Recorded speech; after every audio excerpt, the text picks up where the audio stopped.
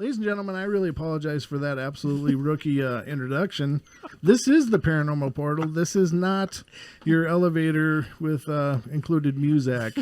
I don't know what the hell just happened. I have no idea. I've never called the phone lines and got that, but I hope you enjoyed that musical stylings of somebody who obviously is getting paid way too much to write music like that. So maybe that should be our next gig. As always, I'd like to welcome Don to the show. Hey! It's Saturday. Hey! Are people hearing us, Don? Yes, people are hearing us. People are hearing us. Okay. I think he's laughing. I don't know what the hell. I'm about to stroke out here, so I've had a hell of a night, and I'll go into more details in a second here, ladies and gentlemen. But before we go any further, I'd like to give a warm and gracious welcome to Mr. Dan Pruitt, who is a paranormal investigator, and he is joining us on the show tonight to discuss the magic of his world. And welcome to our magic, Dan. How you doing? Doing great. Thanks for having me on. I really appreciate it. Oh yeah, brother. I'm sorry for this being this is your introduction to the Paranormal Portal, and it's paranormal in a whole lot of ways, Dan. In fact, I'm pretty sure it might be the only paranormal show that's actually haunted. So I don't know what it is. I don't know what's going on. But ladies and gentlemen, to give you a little background on tonight. All right, I was all set up. Don got here, and we were all geared up to go for the show. And Don and I are sitting here doing strategy talks and kind of planning out some ideas for the show, and doing everything that we usually do on Saturdays when we get together. And we're sitting here, and Dan and I had texted. I said, everything's good to go. We're all set to go. And then all of a sudden, boom, the internet's done. It's baked. It's absolutely gone. And I don't know what the hell's going on. So immediately I go down and try to restart the router. Nothing. I restarted the router again. Nothing.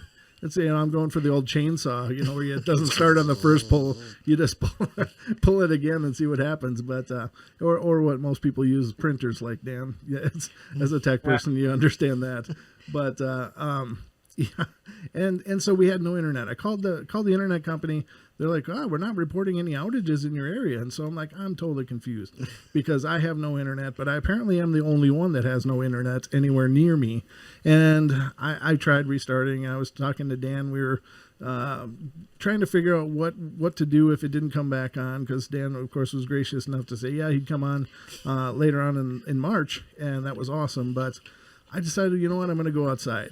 So I went outside and looked, and we've had tons of snow up here in Idaho, the north of Idaho, in the recent past. And what I had was about I don't know, it was almost like a 75-pound ice dam laying on the cable as it was trying to slide off of the roof.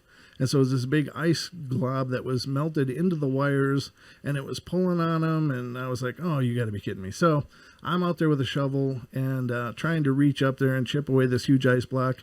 Almost got hammered about 13 times by huge blocks of ice that were coming down, and did finally get it done, came back inside, the internet works. Cool.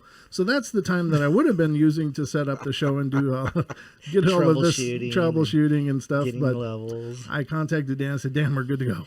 No problem. So Dan, of course, was still available, which is great. And here we are. But it's just been a hit the ground running kind of night, and I do apologize, Dan, because usually we're not quite this rookie. So that's all good. So anyway, welcome to the show, and thanks for being here, ladies and gentlemen. We do not have the we do not have the phone lines connected because clearly that's a downfall tonight. It's the Muzak line tonight, ladies and gentlemen. So we won't be able to accept calls to the show. So I do apologize because I know some of you were probably interested in talking to Dan and getting his feedback on things. But please reach out in the chat rooms. If you're on tfrlive.com/chat, that is an option for you. If you're on TuneIn or iHeart, you can go to tfrlive.com, or you can go over to youtube.com/paranormal portal and get into the chat room there. We'll do our best to keep an eye on it if you have questions, and we'll field those to Dan for you. But so this is as my pulse is still racing. Dan, how did this all start for you? This whole paranormal journey of yours. I mean, everybody's got that one catalyzing moment. So what was yours? Well, not unlike a lot of people in our field, I had experiences as a kid. My mom experienced some things in a house we lived in when I was young. She would see shadows moving around. objects would get taken, if you will, and just kind of end up missing and eventually show back up. The place had baseboard heat, and we'd come home in the middle of the summer and all the baseboards would be turned on full blast. Ooh. And only when she'd assert herself and say, do not turn on the baseboards, leave the heaters alone, would it not happen. So I remember, as it sounds kind of weird, I remember talking to myself a lot when I was in my room at night. I don't know if that's just me being weird or whatever, but for some reason it sticks out in my mind that I did a lot of talking in my room. So I don't know if that means anything, but that was probably the first experience, if you will. Gotcha. Okay. And so that's where the love of the paranormal kind of came from, or at least the interest came from these. Oh, Go ahead. Yeah. Stuff like that growing up. I love paranormal and macabre and every last bit of it. And about 6 years ago, in the apartment we were living in at the time, there had been a lot of construction in the building. And I was snoozing out on the couch. It was probably 2 or 3 o'clock in the morning. And I woke up and I just had a terrible feeling. I woke up with just this terrible dread, and our cats had been really off. As soon as I woke up, they were growling and just kind of running around and being strange. And about that time, I noticed that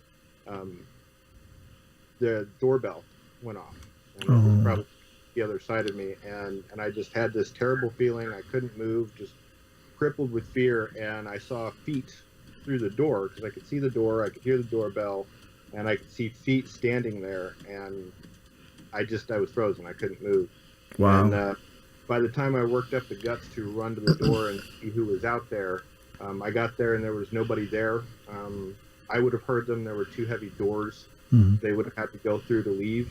And that really kick-started my jump into paranormal investigation. Absolutely. I can see that would do it.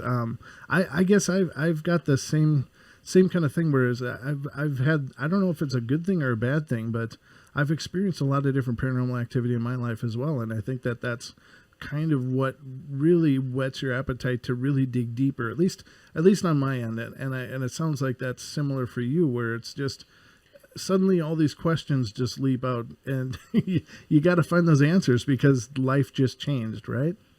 Yeah, absolutely. It's, I consider myself a pretty brave guy, and when I just feel a level of dread and my body is reacting and the animals are reacting, and you don't really know what's going on, it's intriguing. You want to find out more. Yeah, absolutely. And I agree. Now, how many, now you do have your own group currently, or are you just investigating solo currently? Yeah, I work with a couple groups. So I work with the Advanced Ghost Hunters of Seattle, Tacoma. Ross and June gave me my start and really taught me a lot, and I really love those guys. They're the best. I also work with Supernatural Inc. out of Kansas City, and we're kind of a group of inventors, and there's lots to talk about there. Just some brilliant guys with electronics, and we're kind of putting our heads together on some projects and figuring out how we can keep unraveling a thread here. Now, for investigating, let's say, you've had access to probably quite a bit, a full spectrum of equipment, and do you have an opinion on newer technologies that are emerging, like the structured light sensors and full spectrum cameras? Those are I think more of a recent adaptation to ghost hunting. What do you think of those kind of things in just a nutshell? And we can get into that more detailed. It just came to my mind, so I got to know. Yeah, you bet. SLS is, I love the idea, and for a couple of reasons. First off, what the SLS camera does is it puts out this brilliant grid of IR, and then based on how that reflects, it can map. The software can look for anomalies and map what it thinks is going on according to its code structure. So I like the idea, but because if you have an SLS camera and you're getting something that's anomalous and you can't really account for it, that's potentially something physically manifesting, right? Mm-hmm. That's some phantom. This is actually coming into what we know as physics and becoming, taking mass and becoming something. So I find it really interesting. Um, what I don't like about the SLS is it's one of those instant gratification tools, and it takes your mind off of your environment to a certain degree. Um, Ah. redirects the majority of your focus. Great for experiments. I love the implications. I think people have to remember that the software is constantly looking for something to map. Mm-hmm. And if you just take that with a grain of salt, test it thoroughly. If you're going to use them in your groups, test it thoroughly, document, try and create false positives, different light conditions, and then when you start using it, don't just depend on that. Correlate other data with it. Make sure you have, full spectrum cameras going wherever you're shooting the SLS. Try and correlate any anomalies with other points of data. I think is really the coolest thing you could do with that. Mm-hmm. And then, just because I'm on a ramble, remember that the effective range with SLS is not what you think, and if you do proper testing with it in your group and in different spaces, you'll see that the effective range is something to the tune of 8 feet by 8 feet. So it's not something you can put in the middle of a big room and expect to cover everything. So it's not. Oh, okay. Now, does that have to do with the sensor's ability, or does that have to do with the infrared dots, or what determines that range, as far as you know? The infrared range. Okay. There's a certain point where the software is not going to really register anything, because it's made to, if you remember, these things are made to track people who are playing video games. Mm-hmm.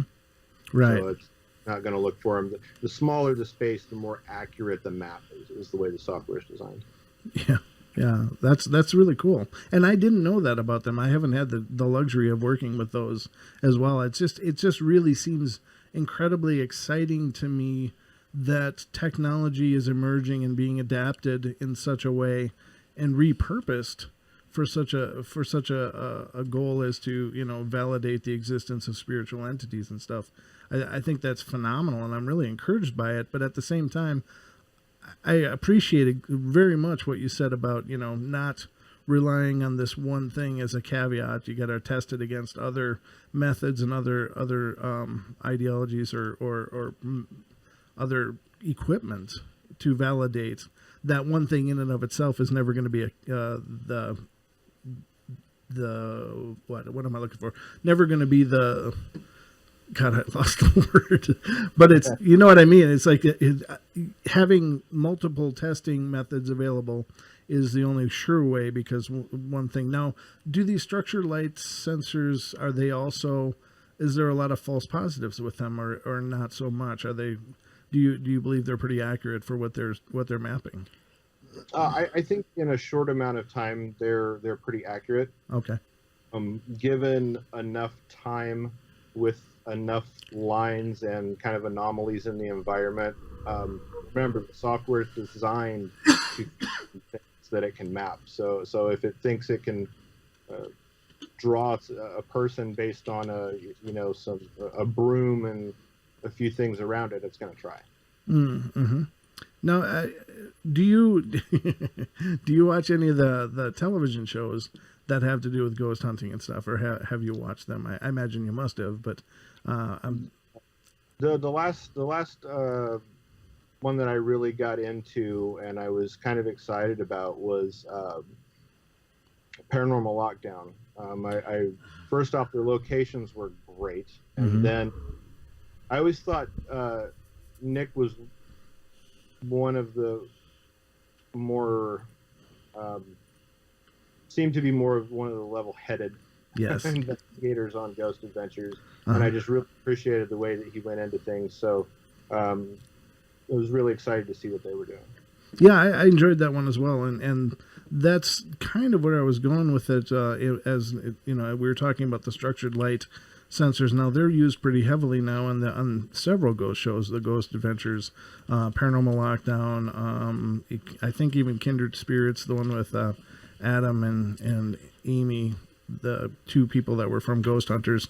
I believe they used them a lot, and from what I can see on the shows, it seems incredibly fantastic, and it's encouraging, but at the same time, are the results? What I wonder is if it's being dramatized. Do you really catch things mapping things, climbing on other people, or would that be one of those situations where maybe you wouldn't trust it as much because it's already on top of a mapped person? Could it map another figure on top of that accurately? Yeah, I think when it comes to just depending on just the SLS camera, you're really at the mercy of what the software is determining to be anomalous.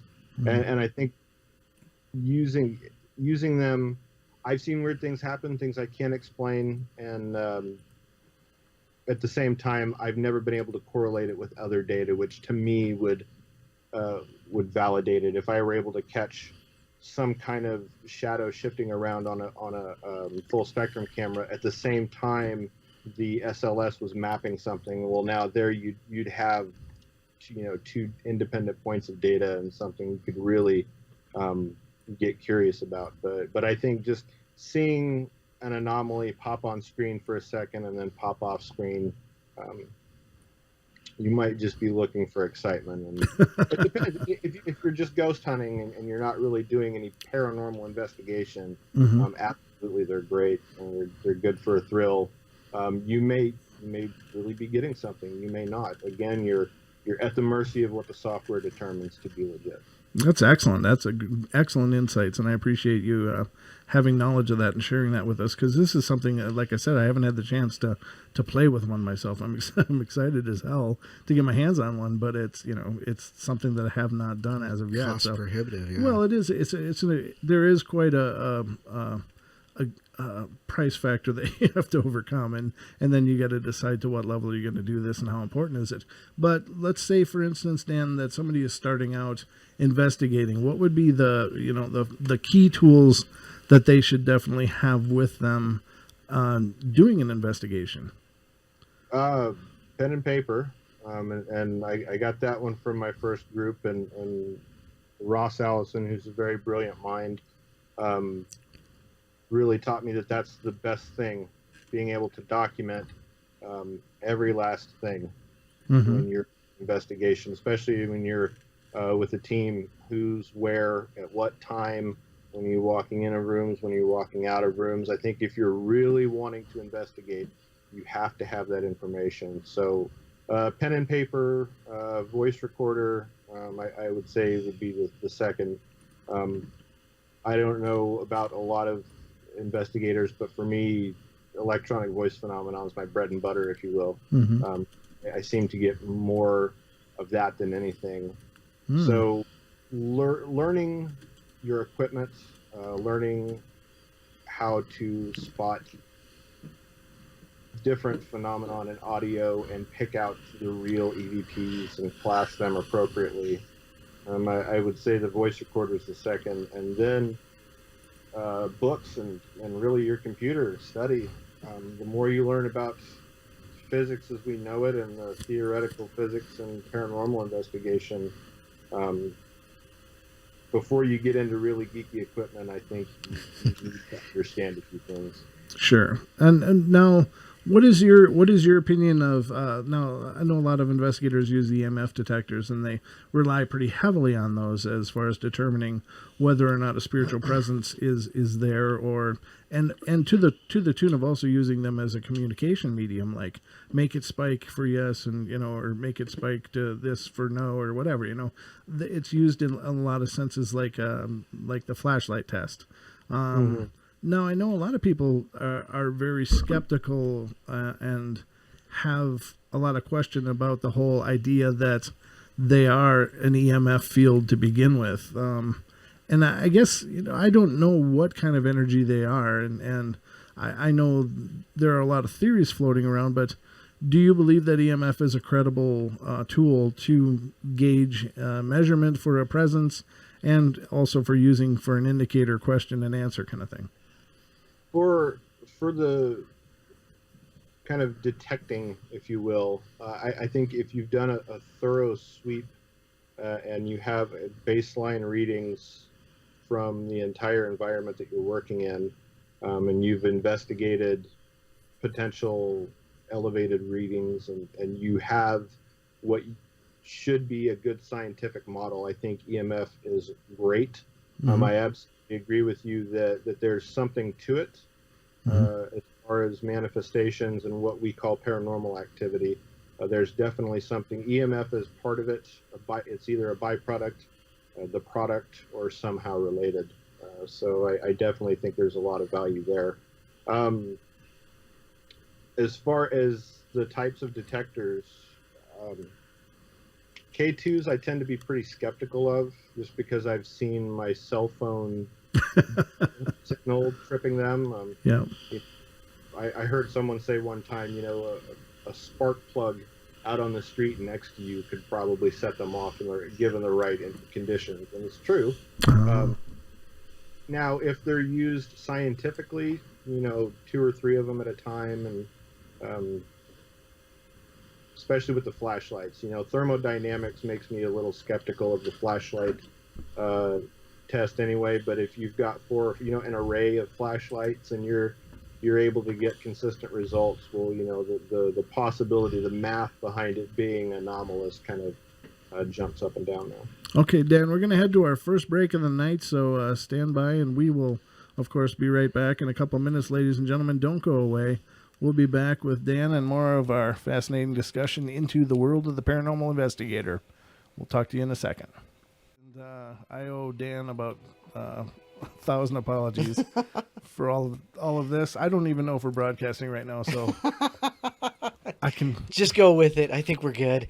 So, ladies and gentlemen, welcome back to the show. I'm your host, Brent Thomas, and I'm thoroughly flummoxed, but otherwise doing great. And we are joined, of course, by Don Longbeard. Hey. Welcome back, Don. Thank you. Sorry for missing last Saturday, by the way. That's all right. That's what shoveling will do to a man. Yeah, I shoveled this morning, too, but I made it. Yeah, I know. So, and of course, I thank you so much, Dan, and I'm so sorry for the absolute mess that you've walked into tonight. You certainly you deserve so much better than this, but we're thrilled you're here all the same. No, I'm happy to be here. We'll get through any technical issues. I'm just happy to talk paranormal. Well, fantastic, and I'll figure this out sooner or later. It's bound to happen. To talk about. There is, yeah. We before the break we were talking about equipment, and I'm trying to remember where we left it at, because I think I had to cut you off as we were coming into break, but I didn't hear the bumper music. So I think we were talking about EVPs and the EMF. That's right. Right. So what I did want to ask you next, Dan, about that, in regards to EMF, now I've seen and have read about the detectors, the EMF detectors that are supposed to ignore the man-made EMF and only detect natural EMF. Is that right? Have you heard of this?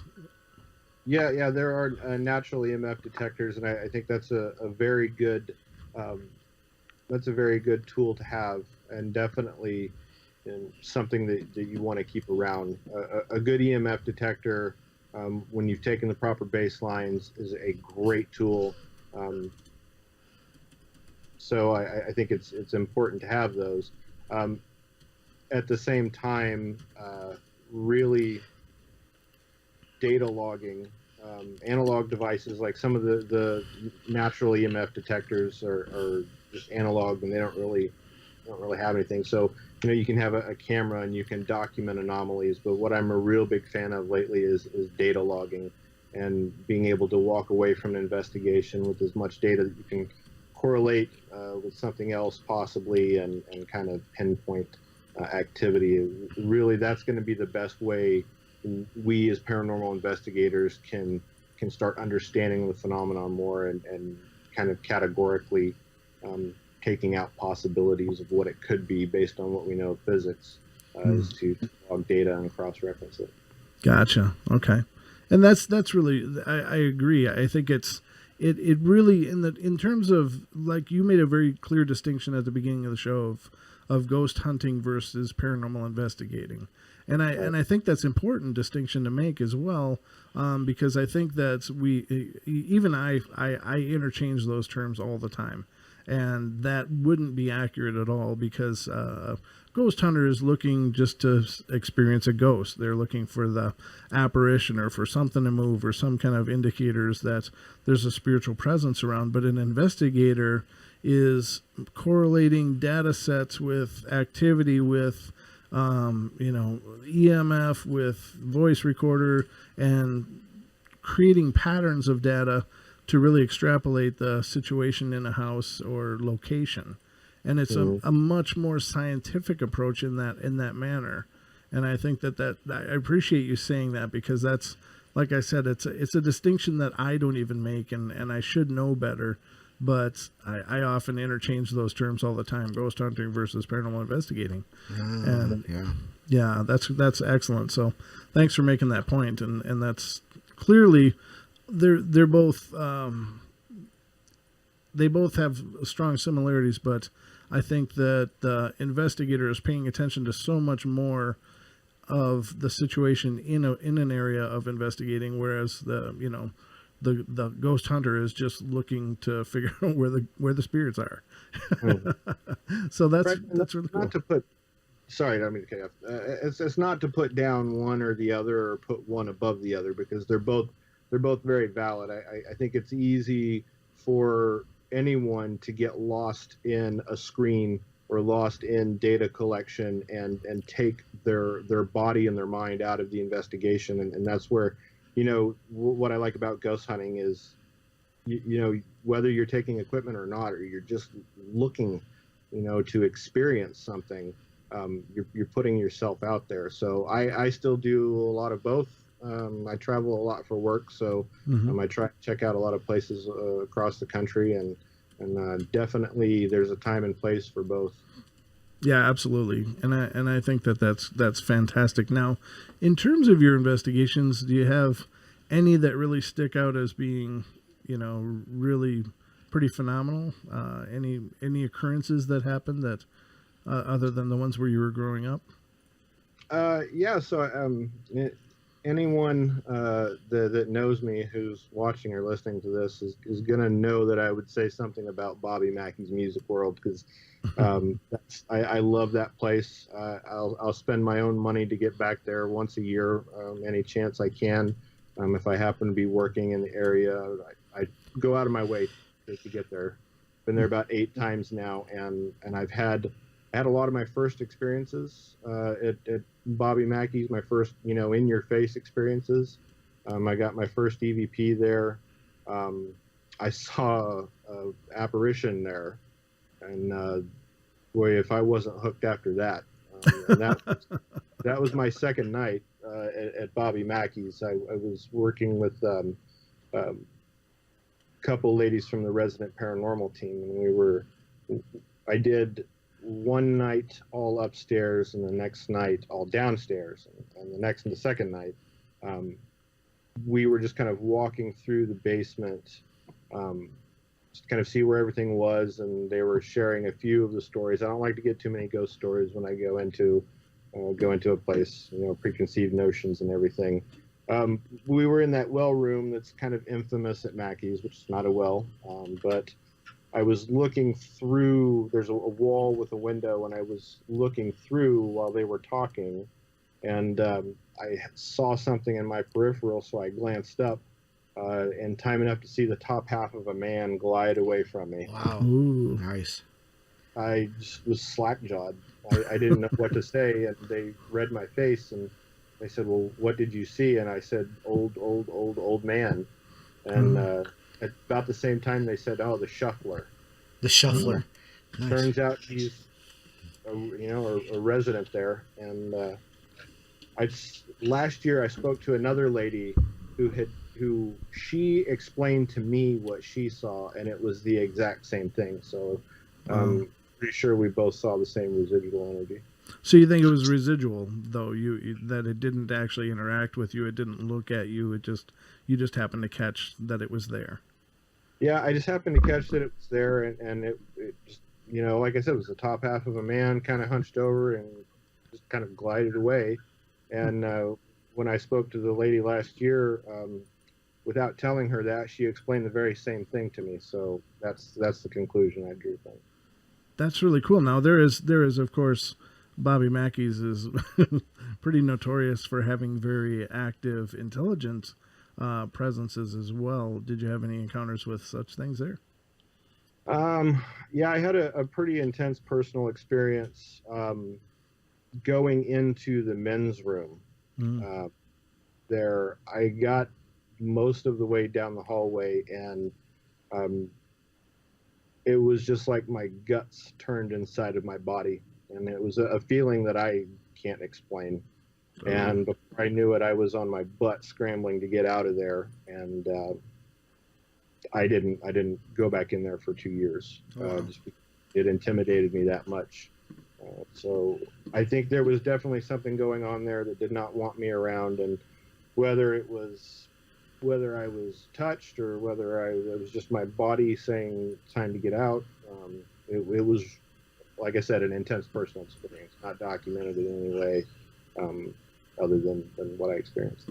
Wow, that is incredible, and I, in fact, I think that's where when Ghost Adventures were there, I think Nick Groff was accosted in that bathroom as well, back in the day, and so that's interesting. And ladies and gentlemen, if you're not familiar with Bobby Mackey's, well, first of all, you must be not really into paranormal investigating, because I think anybody that's interested in ghost hunting or investigating knows about Bobby Mackey's, and of course has been made pretty popular by several celebrity ghost shows going through there, like Ghost Adventures and stuff. And Ghost Adventures say they will never go back there. Is the last that I heard, that they wasn't that also the place where the guy had become possessed and had an exorcism in the upstairs? He was like the handyman or something like that. Yeah, Carl. He was Carl. the caretaker of the place, and I've got it on my blog, but you can find it on YouTube as well. Carl Lawson's exorcism, and I mean, I can't say whether it was real or not, but Sure. I've spoke with a lot of people that have been there at Bobby Mackey's for a long time, been involved with Bobby Mackey's for a long time, and they'll be the first ones to tell you that there were some issues with Carl, some issues, and probably some because of the addiction issues, some mental issues that went along with it. So you have to kind of take that with a grain of salt. That being said, the place is ripe with EMF all the time. So standing upstairs where Carl's apartment was, it's nothing to stand in fields of 20 milligauss or higher. Wow. And Jeez. you sit inside that for 15 or 20 minutes and you start getting a little weird yourself. So Yeah. Now, is that a naturally occurring EMF, or is there some high voltage issues going on in that building? Or yeah, there's some extremely high voltage lines that go over that part of the building. There are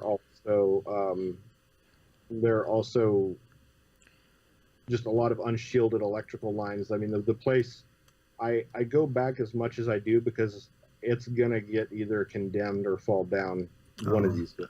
So there's a lot of that. Not to mention, I mean, just to kind of talk about the land and the building, it's on a fault line. Oh. The soil is magnetically rich, and it sits next to a northern flowing river. Ooh. So I don't know if you could look at data all day long and kind of claim or disclaim that has anything to do with it, but one thing you have to admit is that's a lot of weird in one spot. Yeah, that's like the perfect storm for weird, I think. Right up our alley. Yeah, no, that's incredible, and what I just am beside myself to think that you've been in there investigating, because that's one of those places that even as an enthusiast, and I've done ghost hunting and been involved in in some levels, not nowhere near on your dedication and your level, of course, but I don't know. I would have a lot of trepidation about Bobby Mackey's, just well, because I guess I have heard all of the lore and I have heard all the fantastic claims, and that, you know, I've heard so much about it that that's one of those places that, God, you know, do you really want to go in there, and do you really want to risk, you know, something terrible, dark, you know, an attachment, or, you know, just one of those things that you can't unsee or unexperience, you know, if it's a horrible thing, like you said with your abdomen, having your guts twisted. Now that's, I've heard of that phenomenon happening, and it's usually with, as I understand it, it's usually in very aggressive situations where, you know, there's clearly some kind of entity there that has quite a bit of power or energy, or however you want to say it, and quite a bit of malice. And I don't know or pretend to know that it's demonic haunting there, but there's definitely something dark in that place. Just something dark.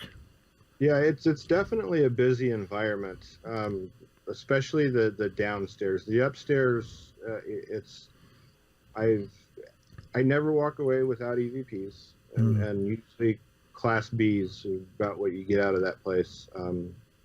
I've never walked away with I've had all kinds of weird. I've had pebbles tossed at me. I've seen shadows peek into rooms I was in. I've also experienced. I've read the phenomenon called, and this is not my name, the creeping darkness, and so that's when you're in a pitch black room and it gets noticeably darker, and it get darker, and you feel it get darker, if you will. I experienced that for the first time in the basement at Bobby Mackey's, and had other people witness it as well, and it coincided with some unexplained footsteps above us, you know, on the floor above us. We couldn't really account for. I ended up experiencing that again in a different location, but twice I've had that happen at Bobby Mackey's, and well, it wasn't at Bobby Mackey's, but I was with some people from a group here in Seattle, and we were at Mansfield Reformatory in Ohio. Oh, wow. We actually documented with an ambient light detector while we were noticing the phenomenon. The ambient light detector was showing that the light was dipping in the room, so it was pretty intense. That is amazing. Yeah, that's quite a thing, and to be able to correlate that as well, that's phenomenal. You know, because in a situation like that where you're already in darkness and you feel it gets darker, you think, well, is this just some kind of trick of the mind? Is this some kind of psychological reaction to whatever? And then to be able to document it as well on the equipment is very powerful, and that's really cool.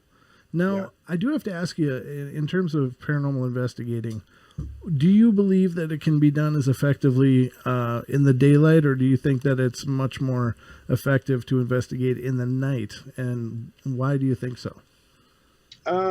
I think it's going to happen when it happens. I really, I mean, as far as investigating, I want to investigate in the environment as it is when people are experiencing things without introducing any extra contamination, or as little as possible. So if that's in the daytime, that's in the daytime, and I'm not expecting to not, or to not get it, some kind of evidence out of that.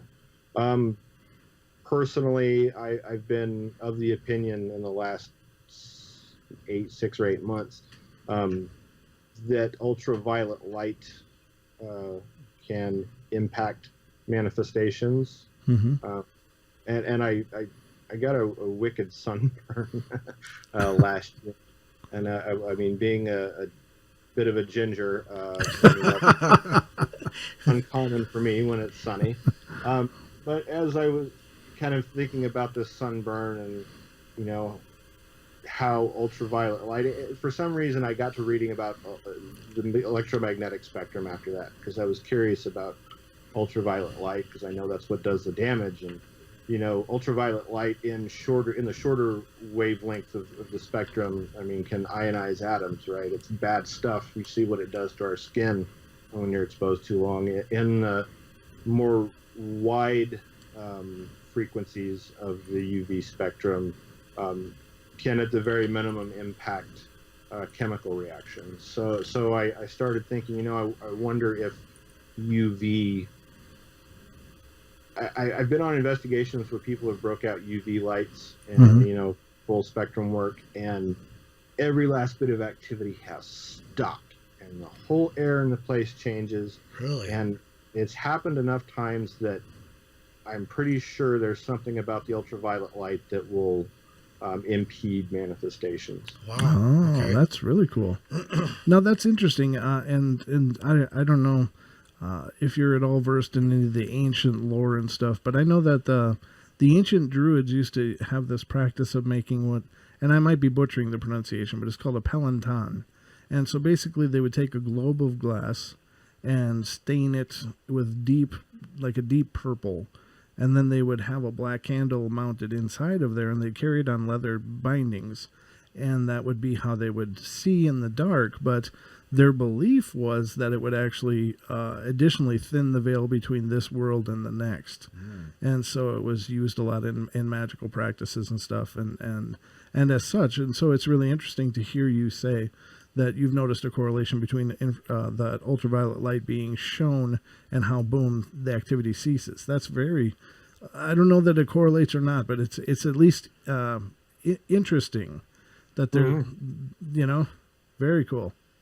Yeah, I've kind of gone back to a purist, I won't even say a purist, kind of more of a really basic mind frame when it comes to visual. I mean, visual anomalies are not our bread and butter. Like I said earlier, I think EVPs are our bread and butter these days.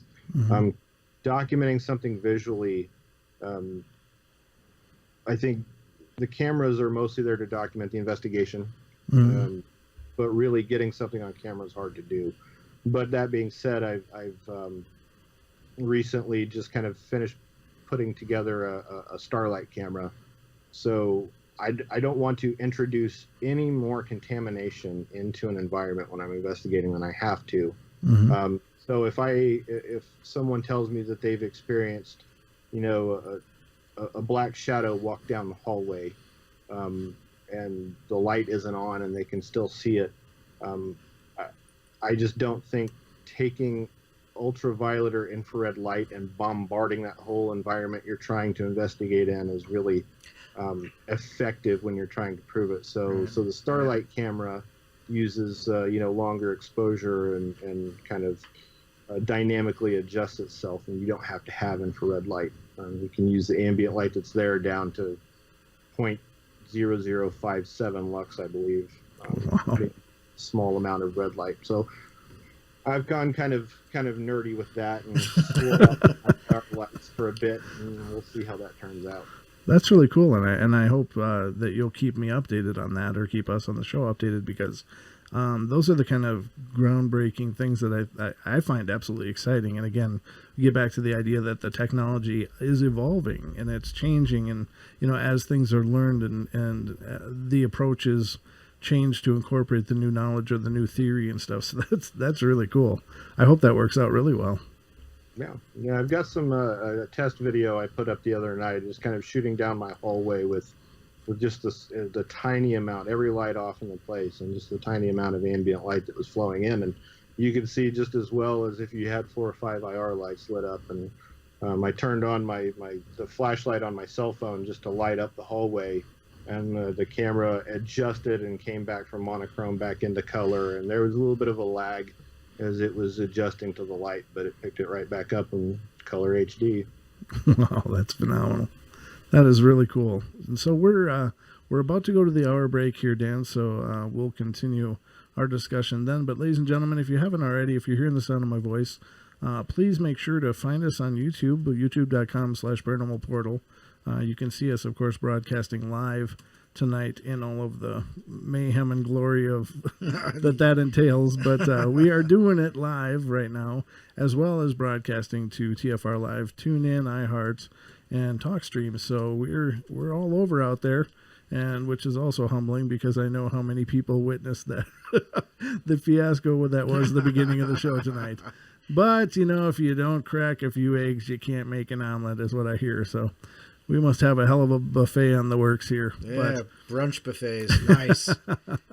And I just want to point out also next Friday on the broadcast here on TFR Live, iHeart, TuneIn, and TalkStream, and YouTube, we'll have our resident psychic, Miss Deb Varner, who will be on the show doing call-in readings for callers to the show. So make sure to remember that one, because a little peek into possibilities is always a good thing. And of course, Saturday we'll be welcoming Jim King, the bear, the original outlaw Bigfoot investigator, to the show, and that'll be a phenomenal show as well.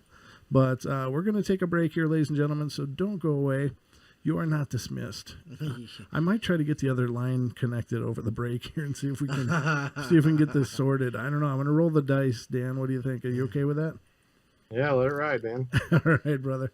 All right, so ladies and gentlemen, we'll be right back. But in the meantime, I'm hoping to get the other line connected so we can actually hear what's going on the station.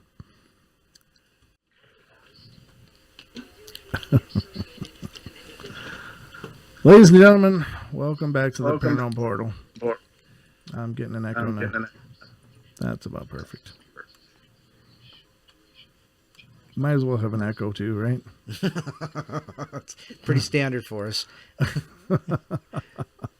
I need a vacation. I need a producer is what I need. I need some technical producer that can just make all this magic happen just like they do on TV, That's what I need. So Dan, I don't know, you know a lot about all technology? No, just kidding. I'm going to put you to work. Welcome back to the show, brother, and thanks for putting up with this mayhem of this night. Ladies and gentlemen, we did connect the call lines now. I have no idea if we're going to hear anything. I don't know. Something is really amiss, and it's confusing, but I did get the call lines connected. I guess I must have been dialing the wrong number or something. So it's bound to happen, but this is just definitely not my night. So, I'm just like pickle fingering everything over here. The stress is just, I want it to go so well, and that's the hard part, is when you want things to go well and you're pushing through everything you can to make it happen, then usually you end up with just the most colorful train wrecks imaginable. And here we are. Hey, yeah. Deb wants me to remind you to breathe and stay calm. I'm rubbing crystals here, Deb. He's rubbing them on his temple like it's some kind of medicine bag or something. You're kind of rubbing it on his temple, going, "Oh my God." I'm working with it here, ladies and gentlemen. But it's it's the problems of technology. It's a beautiful thing when it works, but when it doesn't work, it about folds you in half because you have so much expectation of it. And when those expectations fall short is when you realize the metal of man you are. How much metal you have, or whatever that old saying is. But God, it's just, you want things to go well, and then when they don't, it's just absolutely heartbreaking. And of course, it would be a night that we have an interview, so that's just about perfect. Yeah. It couldn't be one of the normal nights where I'm, just, when Don just brings his attachments with him. Yeah. So we should have smudged before we started tonight. I should have. Yeah, ladies and gentlemen, Don's going through a heck of a time at his house, and he was just sharing some stories, and I'm not sure he wants to share them on the air, but he's had a pretty colorful experiences at his house, and or so I'm being told. Or so he's being told. Yes. But, with your haunted TV anyway. Well, but then again, I do listen to, Art Bell as often as possible. The old shows. Yeah, exactly. Especially when you're listening to the Harlot the Witch one. That one sucked. I had to turn that one off, but anyhow. Yeah, there's all kinds of creepiness. And I'm sure some people use that as their 5 minutes, like, I was on Art Bell. Yeah, but what do you do? But here we are. We're talking with paranormal investigator Dan Pruitt tonight, and we're trying to make the best out of a sinking ship, and not that it's sinking, but it's just been a lot of struggles here tonight. And Dan, I can't apologize to you enough, because this is your maiden voyage in the portal, and it's turns out we should have worn helmets. No, we'll just have to do it more. Absolutely. I'd love to have you back. And of course, things don't usually work this horribly, but tonight just seems to be that night. My biorhythm is off, or whatever the hell the deal is. I'm not sure, but we're getting through it anyway. And I'm sorry, I don't mean to dwell on it, but it just happens to be right in the forefront of my concerns right now. So, now you just talked about investigating Bobby Mackey's, and of course that's one of the premier paranormal spots for anybody to get a chance to investigate. Are there any others that you've been in that are really powerful locations? Yeah, there's Gettysburg, and not the battlefield. Obviously, couldn't really do any investigating there, especially at night, or closed at dusk. But the town of Gettysburg is really, there's a lot of crazy things that have happened there, and I took a tour. I try and reach out to local teams when I'm on the road working, and sometimes I get responses, sometimes I don't, and sometimes I have to see what the local groups are up to. And Gettysburg Paranormal puts on a really good time doing they call an extreme paranormal investigation, and they have a couple different properties where you can go, and it's kind of targeted for the non-paranormal investigator to have their night as a ghost hunter. And there's one of the locations, I believe on their website, is called the Harmon Murder House, but it's site of a very terrible thing that happened in the 1980s. A young lady was shot by her boyfriend, and they've had over the years lots of documented activity, and I've had some of my most crystal clear EVPs come to place, and it really stands out. You can just feel it, so if you're ever in Gettysburg, and you can look up Gettysburg Paranormal, their extreme ghost hunt is really good, led by people who know what they're doing. They're a really good crew. That's really cool. And now would you say in terms of places like Gettysburg, of course, there's such a historic element there with such incredible layers upon layers upon layers of tragedy. Would you say that probably, or maybe you couldn't say, I'm just going to throw it out there though, would you say that a lot of the activity is residual based, or do you think that there are actually perhaps a lot of trapped spirits there that maybe got stuck somehow? I think it could be a combination of all of the above. There's definitely the case for if there were a portal or somewhere where the veil's thin enough for activity to just come and go. Boy, I don't know if it's created by terrible experiences and tragedy and just the emotion and emotional energy surrounding that. That would definitely be one of the places I would expect. So yeah, it's just palpable there. Oh, I bet. I can't imagine that. And what an awesome experience as well. I mean, there's so much, just the age of those parts of the country are just phenomenal with, hundreds of years of history now. I mean, at one point I owned a Victorian home that was built in 1894, and this was in Minnesota, and it was an incredible house, and had a periodic haunting, more residual based, I would probably say, but there was some intelligent things that happened that made me believe that perhaps there was a spirit that remained there. But in Minnesota, of course, 1894 that's some history. But when you get over to Gettysburg and stuff, you're talking 1700s, and way back, exactly. So that has just got to be phenomenal. Now I was able to take a trip over to England. I was over there in 2006, and just walking around those areas was just, it was absolutely humbling. Have you ever been abroad and done investigating? Yeah, I've done a little bit of investigating in Berlin, in the Tiergarten. Going way back was a kind of a nobility hunting ground, and that was actually the first time I had any kind of equipment. I took it with me to Berlin because I was there for a week doing work stuff, and um, had one tiny little thing I had a hard time explaining, weird noise and light that I captured on video, and don't know what it was, but didn't really get anything else. Okay, so that's a perfect segue into something I'd like to discuss with you next, and that is, I don't know if you belong to a lot of groups online, like on Facebook Land or whatever, the paranormal groups that are out there, but there's so many people claiming they have captured orbs, and there just seems to be such a proliferation of that, and of course I have my theories, but I'm curious, what do you think of those images? Do you think there's something to them, or do you think that it's a lot of wishful thinking? Well, when I've seen what would be called orbs, there are just so many things it could be.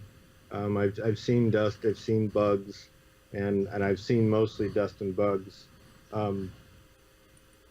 I try and think about it physically. What could that be?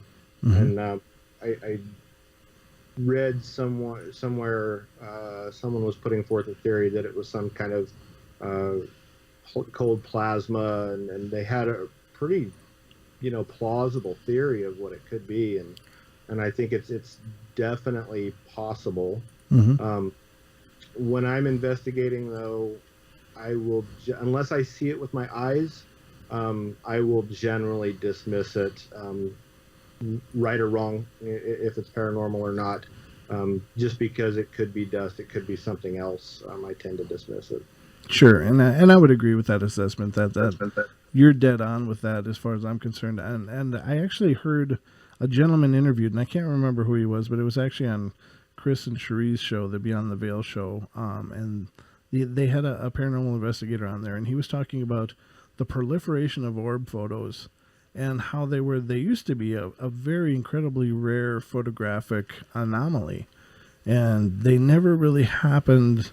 But with the advent of the digital camera, suddenly there's this proliferation, and I'm sorry to keep using that word, but I don't know how better to explain it, but suddenly there's an abundance of these orb photos, and that person believes it has more to do with the mechanics of digital photographs versus the traditional film, and that it's not necessarily supernatural at all.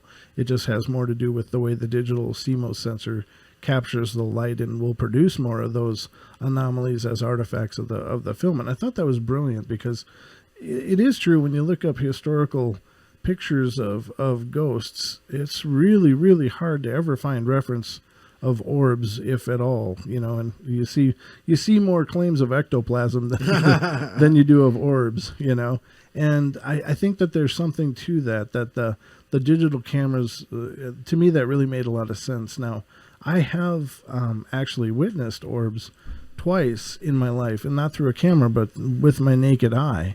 And they looked, both times that I saw them, they looked like this about a quarter diameter little sun is the best way I could describe it.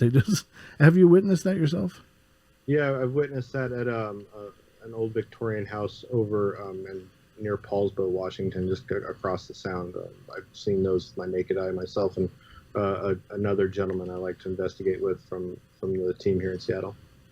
Yeah, and those were absolutely, for me, it was a very profound experience, because it was like, okay, this isn't the camera, this is my eyes, and I'm seeing this. And the first time that I saw it was years ago, and I was just happened to be sitting on the floor watching television, and this little ball of light just happened to drift like about, 8-10 inches in front of my eyes, just like it was doing a float by, checking me out. It was just really bizarre. And I remember thinking, God, I could just grab that thing. Should I grab it? Because at the time I wasn't, I really wasn't really invested in the whole paranormal researching and such.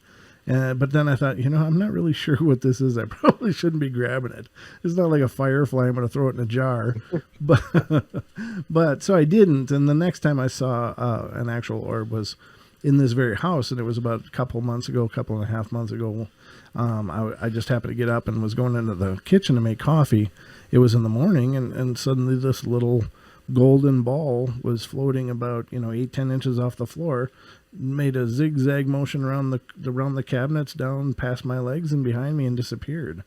But it doesn't, I've witnessed that with my eyes, and so I imagine that if I would have had a camera, and I could be wrong because I don't claim to know the physics of how the cameras capture versus what we capture with our eyes, but I would assume it would look pretty much the same on film or on the digital captures. But the most of the spirit orb stuff that I've seen looked like these washed out little balls, and like you say, they're almost translucent, that they don't seem to have much mass, or they're just these little floaties. And so I would agree with you that I think that would be the most correct assessment to make, because I think that as anybody being an enthusiast, we have to really examine things through the eyes of a skeptic. That it's important, in order to give the field credibility, you've got to really work at debugging or debunking things before running around claiming, "Oh my God, there's orbs everywhere. Do you see this picture?" I think that the people that really want to jump on that and say, "Oh, there's loved ones all around you," it does more damage in the long run, because it's so easily dismissed by anybody being objective. Right, and I think with the loved ones all around you, yeah, it's a possibility. That we don't know, and we're all students, and we're continuously learning. So it could be, very well. I think you have to keep your mind open to that. Yeah, you're probably right. I mean, it goes both ways, right? So that's a good point, and thanks for making that. But I guess I always, whenever I hear orbs photography, I always have my guard up, like, oh, not another one, But yeah, definitely tend to just there's so much else going on and other things to look at. Now you take orbs, an orb photo next to a Class B or Class A EVP. All of a sudden, the orb is not that much.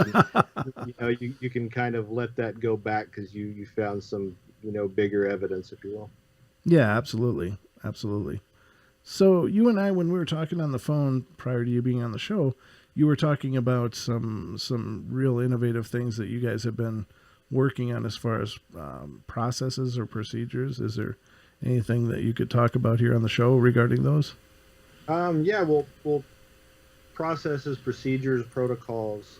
That's something that I think we're all aware in the field is just kind of varies from team to team, and something I like to try and do is reach out to different teams as I'm traveling for my day job. I spend 40 to 60% and sometimes more of my time on the road, and rather than confine myself to a hotel room every night, I like to get out and try and get closer to finding out what's going on with what we perceive as a paranormal. So I try and reach out to teams, and I want to learn from and learn with other teams as much as possible, and share protocols and procedures.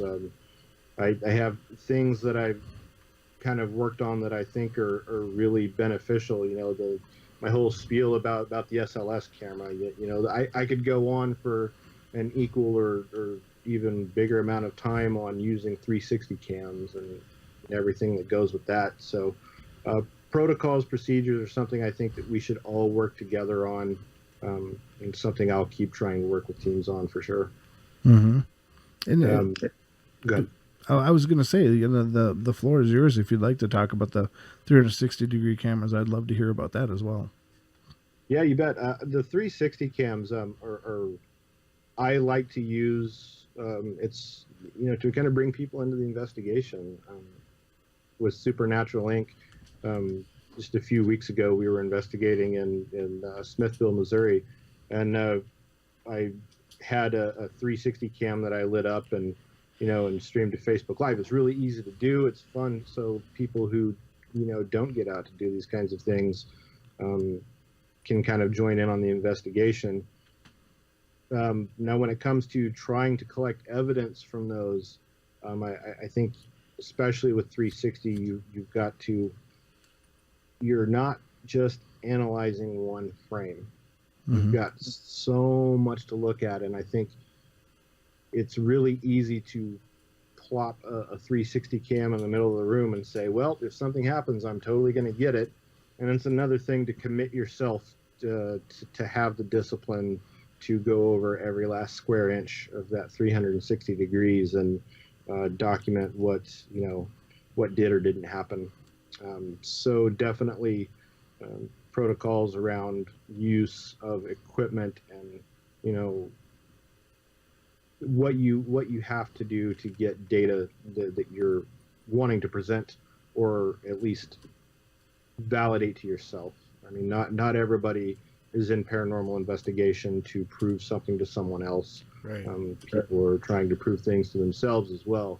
But I think if you're taking a piece of technology into an environment, it's really wise of an investigator to learn how to use it and then how to present it. Very true. It's good points.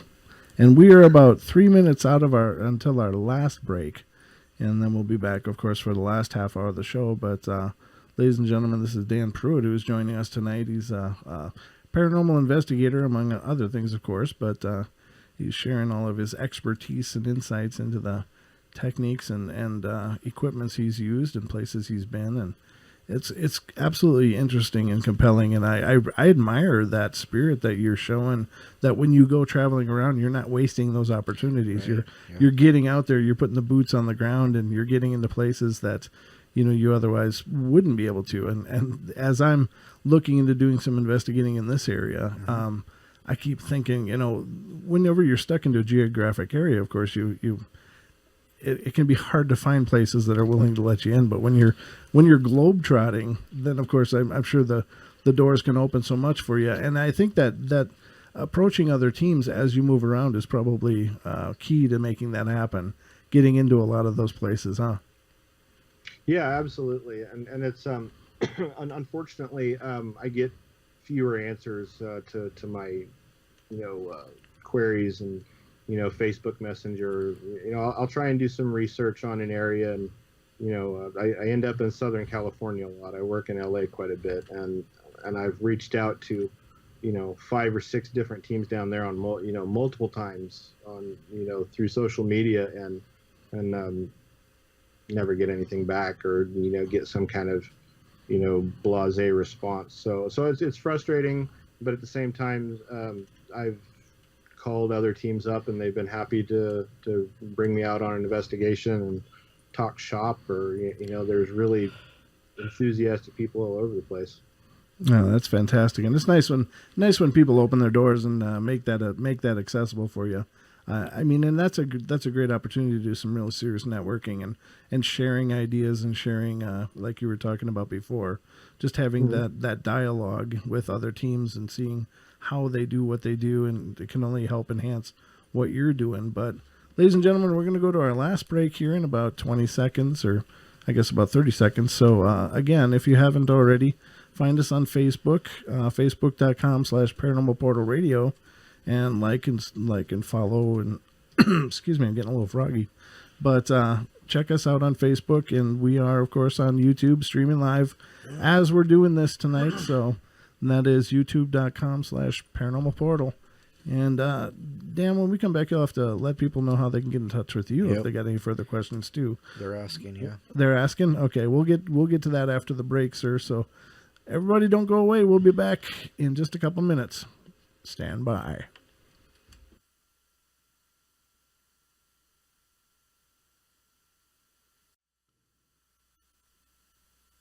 And welcome back, ladies and gentlemen. We are live and on the air. This is live and unscripted. No rehearsals. We just wing it here on the Paranormal Portal. Like a chicken wing. Like a chicken wing. More like a turkey wing, actually. Absolutely. And we're on the last stretch of the night. It's been full of mayhem and miscues and all kinds of issues, but it's been an excellent journey. And of course, I have to thank Dan Pruitt again for being here, and first of all, putting up with us, but thanks for sharing all your insights and wisdoms as well. Yeah, you bet. Thanks for having me. Oh, absolutely. And I'm serious. I'd love to have you back on and do better. I'd like to present a better show for you, Dan. I feel like it's been a comedy of errors, but not on your part at all. It's been absolutely phenomenal, and what you've been sharing has been phenomenal. Now, I'm going to turn it over to Don because, first of all, how can people get in touch with you? Because we have been asked in the chat rooms how people can get in touch with you regarding paranormal investigating. Yeah, so there's a couple ways. I can be found through Supernatural Inc., their team I work with from out of Kansas City, and I add work on the Facebook page with them. So you can find me there. I'll post once in a while. You can get a hold of me through the instant messaging. I also have my own very outdated blog, if you will, and you can find it on Facebook. It's Red Eyes and Dead Batteries. And I have a WordPress blog that's probably a year out of date at this point. And I have see, it's crazy. I work and travel so much that I have hundreds upon hundreds upon hundreds of hours of content and evidence just to get crunched up and put on the blog. But you can get a hold of me through there, especially if you're out and about in the country and want to work with a geek from Seattle. I'm happy to help people and help however I can and try and get us all closer to figuring out what's going on. Excellent. And the floor is yours, Don. All right. Well, hey, Dan, you've mentioned a couple things through the show right now, and I wanted to get a couple clarifications on some things. So, I'm my kind of job here is to be the kind of skeptic sitting back here and saying, that just doesn't make sense to me and blah, blah, blah. But, and one thing that, and Brent was really interested in if you have some EVPs that we can hear, but maybe we can do that on a different show. And you say EVPs are your thing. So let's do this. I didn't know there were different classes of EVPs. Can you break that down for us? Yeah, you bet. So there are really three classes of EVPs, A, B, and C. Class A EVP would be something like I play it and we all agree on what's being said. There's no question. It's crystal clear. Excuse me. A Class B EVP would be something you have to listen to several times. And Class B, if you have to ask someone what they heard, then it's probably a Class B EVP. And then Class C EVPs, they're just noises you can't explain. Voices may be so muffled that there's no way, with any amount of audacity, you can get anything out of it. Right. Okay. So, that question just went right out of my head. So there's so what about just like there's one that Brent likes to play, an EVP that Brent loves to play. It's like this demon scream that was recorded in a basement. Oh, totally. I'm pretty sure you've probably heard it on YouTube 1,000 times. But it's just a scream. Now, because we know it's just a scream, it's not words or anything. Would that fall into the A category, or how would that work? I mean, things like that. I think if it was a scream, I don't really know. It could maybe call it a minus if there are no words. Sure. I think if you can rule all possibilities of interference and contamination out, then things are pretty interesting. I'd probably want to do a little more digging if I could find. I've had screams come through, and sometimes you can dig in and get other answers, and most of the time you can't, though. Right. If you went back and used some layering techniques, can you strip away some layers? Do you think that would help clear things up, or do you think that muddies the water? Yeah, I think at one point there's just too many ones and zeros going on, and it's really how much time do you want to spend, proving something to yourself. If it's just, hey, I've got the talent and I can work with this EVP, and I think the closest I've been able to get on some is get multiple people to agree, looking at like the spectrograph, that that's definitely a person's voice that we would, signatures we would identify as a person's voice. What's being said, no one's ever really gonna, to try and figure out what's being said, I think is fruitless sometimes. Okay.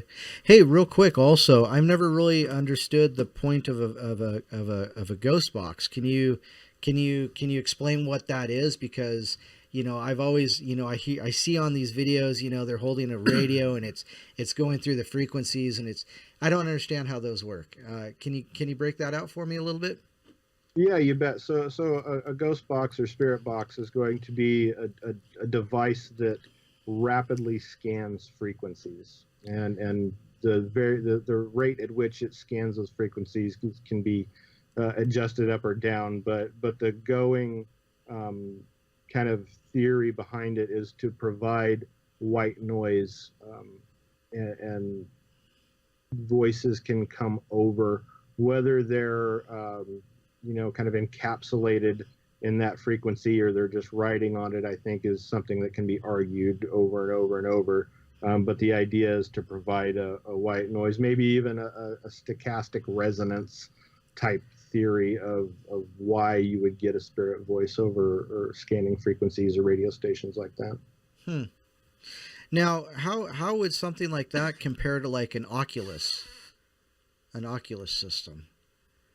Ovulus system. Sorry, yes, Ovulus. Oh, so the Ovulus is going to use kind of environmental data, EMF, temperature fluctuations. They have any number of small sensors in, and the idea is that spirit energy can manipulate those detectors to coax words out of a database. Again, I've been in rooms where very, very relevant things have come out of an Ovulus. You almost called an Oculus too.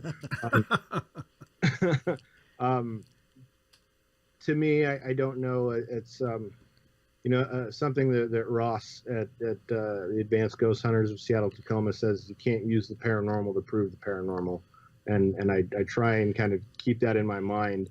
And in that case, are you maybe using pareidolia to an extent to prove the paranormal? Maybe you're not. But I think you got to take it with a grain of salt. Right. Huh. Interesting. Because I've been looking around at paranormal gear and this, that, and the other, and seeing what's out there or what would be easy to make, because I understand that a spirit box would be easy to make. But it's too technical for me. I leave it for, people who know that technical side. But because you look around and you're like, this Ovulus, it's like expensive. It's really expensive. And you said that there's a lot of like sensors and things in there, and that they can supposedly manipulate the electronic frequencies to pull, words out of a dictionary. How does that,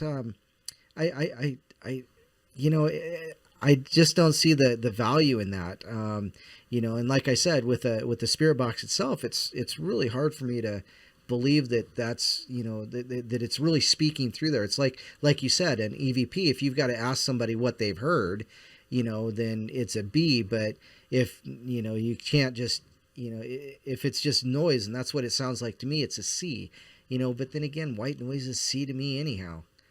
Right. Pareidolia is easy. It's something that can easily take over when you're, pardon me, when you're using spirit boxes. Sometimes you'll just hear something because you want to hear something. Right.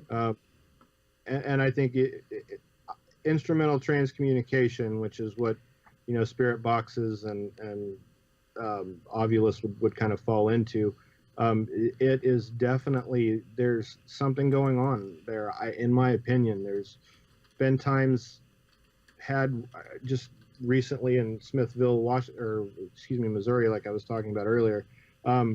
There were a string of words that came out that I wouldn't repeat, even if I could, just because they were some heinously hateful words, and I would never expect to hear those on any frequency, unless it was CB maybe. Right. But AM, FM, I would never expect to hear that. and it was relevant to a discussion we were having, and kind of hard to explain that away, especially when you go back and play it over, and you can kind of tell when in my personal opinion, I might have people want my head for saying this, but when you get something legit out of a spirit box, you can tell it's not part of the underlying channel. It's not part of that, AM FM signal. It rides on top of it, or it's somehow separate from it, but it just has a distinct sound. Mm-hmm. And in a handful of times, it's floored me. But yeah, that's right. Right. Well, and something profound like that, I mean, if it's so clearly like that, and unfortunately, it's something that you've said that you probably won't ever repeat or even play for us at some point, but that would be kind of cool if we could do that personally, but certainly not on a show, because that's the kind call me, I'm kind of the show me person, show me the proof, play it for me, show me why I should believe that this is actual fact. And, it sounds like that would be something right up the alley, but maybe, like I said, Brent was excited to hear if you had some EVPs. So maybe we could set that up as a show for later where, you can dive into this and really let us know how that kind of stuff works. So that's something for later. And I know we'd love to have you back on. So that'd be really cool. Now, another thing is you mentioned a Starlight camera. So can you go over what exactly that is? Now, I think you went over it. It's basically the way ambient light is used. Right. So the Starlight camera, the particular one that I've kind of repurposed, excuse me, has more of a surveillance type of application. The particular Bosch model that I have is a kind of camera that sits on when you get on a tollway and it takes a picture of your license plate. Right. Yeah. So it's a camera like that works with or without infrared in any type of kind of ambient light situation. So you're thinking of a lit up tollway. Camera's going to need to work in dark. It's going to need to work in light. And there are models that don't need infrared, and that's the one that I've been working with. You don't need infrared light. As long as there is 0.0057 lux of ambient light, it will display a crisp monochrome picture. If it gets up to 0.017 lux, it'll do color, and then as the ambient light increases, it will go back up into higher resolution, shorter exposure. But the idea is that the darker it gets, the longer the exposure, so it takes in more of the available light in the environment. So I took one of those and got it into a portable kind of a handheld state, and been working with that. And like I said, the idea with that is when I go into an environment, I don't want to introduce any more contamination than I absolutely have to. Myself being there is contamination enough. Right. Want to observe and document an environment as someone has experienced paranormal activity. Mm-hmm. So the Starlight camera ensures that I don't have to turn on any extra lights to get a clear image. Now, Dan, can you tell me, is the Starlight camera, is that taking video or is that just still frames? It's video. Okay, so what would the frame rate be on when it has to have a longer exposure time like that? It would, it'd be a much shorter frame rate. I mean, you're talking, sometimes 15 or 20 frames a second. Okay. So it's still pretty. That's pretty good though. Still, considering it's got to have a longer exposure and stuff. I'm impressed with that number actually. I was expecting more like 3 frames a second or something. Yeah, it's not bad. And, we were kind of talking, in our orb discussion earlier, you and I have both experienced orbs or visual anomalies that you can see with your naked eye. Mm-hmm. And I've I've experienced those with my naked eye and had a camera with IR going and not seen a damn thing. Wow. So, Okay. So, I was pretty sure when that happened that the IR had washed out what I was seeing. So I rigged up I used, it was hilarious. I used the, a thing that you put your iPhone in when you go jogging. Yeah. I put a battery and a dimmer in one of those and rigged it up to my IR light and was able to dim up and down my IR light and thought that might be the key. But lately I've been of the opinion that really the Starlight's the way to go. And if you do some research on the Starlight cameras, you can see some of these things that cost $20,000 that will shoot in the middle of the desert in the middle of the night with literally just starlight, and it looks like daytime. Wow. Last bit of color, and it's just absolutely staggering some of the images they can get. But again, price tag, right? Yeah. That's got to be real cost prohibitive. But I mean, it'd be nice to have that kind of disposable income. You could just go, well, that's what I need. Yeah, exactly. Mounted on the top of your Jeep, it's like, where are you? Honey, I got plans for the tax return. Yeah, no doubt.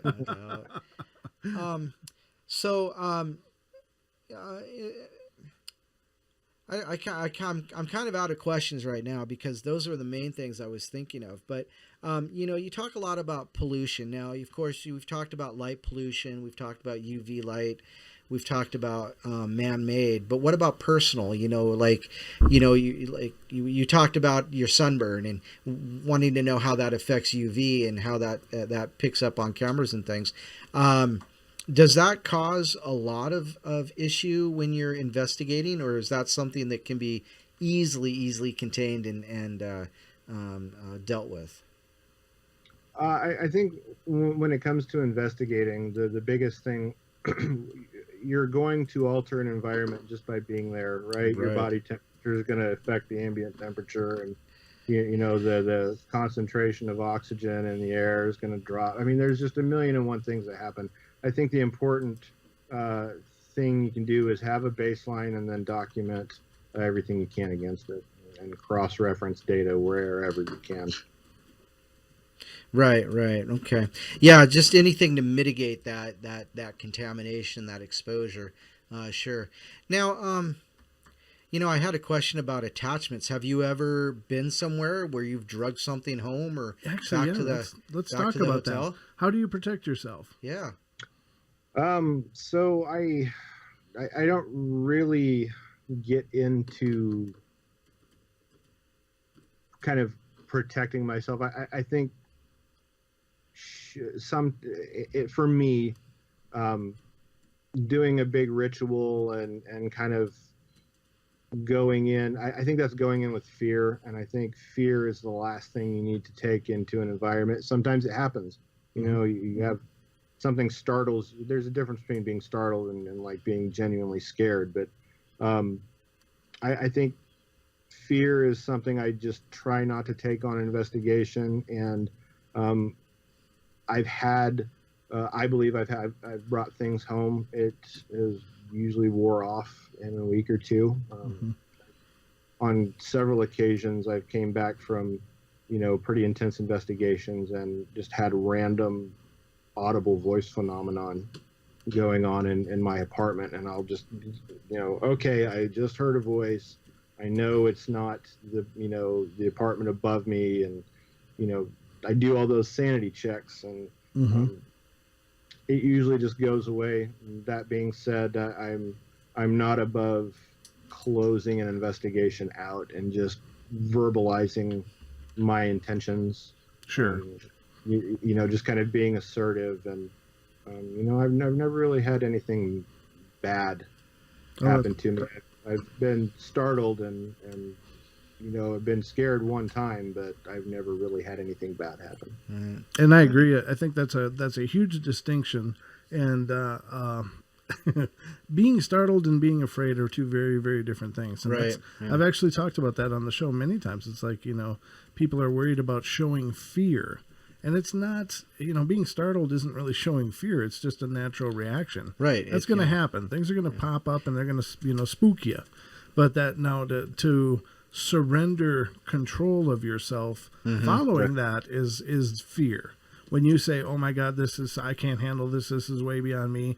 Whatever's going on, you're admitting a defeat, so to speak, right? And therefore, you're allowing something to have control.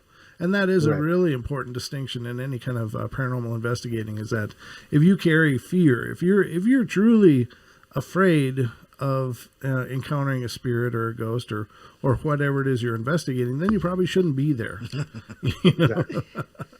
That's probably not a good place for you to be at that point. But it's something that I think some people take it too far, and there's like, "Oh, nothing scares me." It's like, well, yeah, everybody gets startled, but you don't have to be afraid. Right. I've never witnessed, honest to God poltergeist activity. I've never witnessed what would conventionally be considered demonic. But I've had some very weird things happen. But I've got to tell you, I've never, except for the one time, walking into the restroom at Bobby Mackey's, have I ever been afraid. Yeah. And that's hope you get proven wrong. Yeah, that's the old thing, right? You want to make the universe laugh, make plans, or Right. Nothing scares me. Well, something will show up that'll prove you wrong. But definitely that. But I think that it's an incredibly poignant lesson for some people to if you go into a situation like that you feel is it's highly charged or whatever. A lot of times, and Don and I were just talking about this before the show, if you claim your space and say, these are my expectations, this is what, this is my boundaries, don't cross them. And I think that, most of the things, in my opinion, most of the things that are lingering at places were probably people in a lot of cases. And most of those people they're not devoid of any kind of rational, thought. It's like if you explain yourself, they don't want to deal with issues either. I mean, most of the time they probably just want to be left alone. Yeah, I agree with that. Yeah. So if you go in there with respect, and I've said this on shows too, it's like if you go in and start, you undead people, you come out, you need to move something now. It's like, well, would you go into your neighbor's house and tell him to move his couch right now? I mean, you just wouldn't do that. Yeah. So if you go in with respect and with a state of decency, then I think that, the investigating can be real productive and non-threatening. Right. But if you go into a place, any place that has some kind of lingering energy entity, and you go and start demanding and provoking, well, then you kind of get what you get. Well, yeah, provoking, exactly. Yeah, you got it coming at that point. Yeah, I've seen provoke. There's a difference between, I guess, kind of asking or maybe even challenging to a point, and straight on provoking, and even if it's the case that whatever we're attempting to communicate with can't hear our voice, and it's just an emotional thing, you don't want to put that emotion, you don't want to put that fear out there, you don't want to put that kind of meathead persona out there. Right.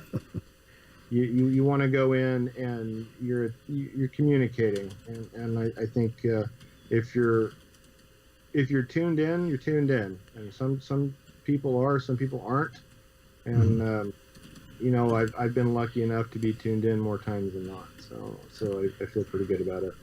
Well, I can't thank you enough for being here, Dan, tonight. Ladies and gentlemen, Dan Pruitt, thank you, sir, for spending your time with us and coming on the show. And I am going to hold you to coming back. Yeah, definitely that. Again, I'm sorry for the problems we've had, but the conversation has still been, absolutely compelling, and I really enjoyed having you here, and I hope you're willing to come back. Yeah, absolutely. Just let me know, and we can probably make it work. All right. I know you're a busy man, but we'll and likewise, if you find a day that works for you, get in touch with me and just say, does this work? Because I'll free up a slot for you, whatever you need, brother. Cool. Thanks. I appreciate it, guys. Absolutely. Well, hey, thanks, Dan. I appreciate talking with you, and we'll look forward to you again. You bet. Take care, Don. All right, ladies and gentlemen, that just about wraps up the show for tonight. So I hope you've enjoyed it. I hope it's been entertaining and instructional and educational, and that you've you've gleaned something of value from this, if only to watch me sweat on camera. Everybody says it's been a great show, and Dan's been a great guest, so thank you. Outstanding. Yep. Thank you all. So we will be back, ladies and gentlemen, on Wednesday for our normal live stream. Yay. And then again, Friday and Saturday next weekend are going to be really incredible shows as well. So don't miss them. Deb Varner on Friday night and Jim Bear King on Saturday. So make sure you're sticking around and tuning in. Mark your calendars and don't miss it. And don't forget Into the Microcosm. Yeah, Into the Microcosm with Jimmy Jean's coming up next. And love you all. Be good to each other. Be kind. Be nice. And we will talk to you on Wednesday. See ya.